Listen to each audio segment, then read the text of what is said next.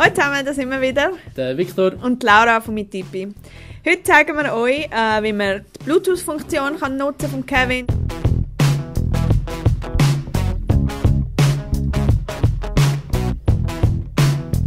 Das heisst, ihr könnt mit eurem Gerät verbinden, wie mit einem anderen Lautsprecher und zum Beispiel Musik oder eure Podcasts hören. Ja. Genau, und zwar ist es ganz einfach, wenn ihr den Kevin natürlich eingesteckt und schon aufgesetzt habt, entweder online oder offline, ist eigentlich egal, könnt ihr einfach auf dem Kevin den mittleren Knopf drücken und seht dann, dass das Lichtchen blau anfängt zu leuchten. Jetzt ist er parat auf dem Bluetooth-Modus. Wie bei jeder anderen Bluetooth-Box könnt ihr einfach zu eurem Handy gehen und Bluetooth anwählen und dann seht ihr ihn dort. Jetzt könnt ihr dort draufklicken. Er verbindet sehr schnell und ihr hört dann den Ton. Jetzt ist er verbunden, jetzt könnt ihr zum Beispiel Musik hören.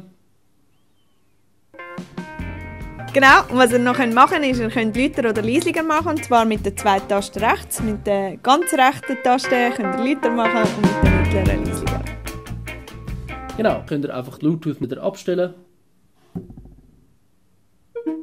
Okay. Dann hat es den Ton gemacht und jetzt ist es aber so, dass der Kevin immer noch im Bluetooth-Modus ist. Wenn ihr also die Simulation manuell einschalten wollt, müsst ihr zuerst nochmal auf den Power-Button drücken, damit ihr wieder zurückkommt in den normalen Modus, in Standby.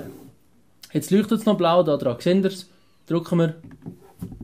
Genau, jetzt leuchtet es nicht mehr blau. Jetzt könnt wir die Simulation zum Beispiel starten. Genau. Das wäre es eigentlich schon gewesen. Schaut euch unsere anderen Videos an, wir verlinken auch ein paar da und sonst könnt ihr auf mitipi.com. Dort haben wir weitere Infos und ihr könnt uns auch Fragen stellen dort. Bis bald! Ciao!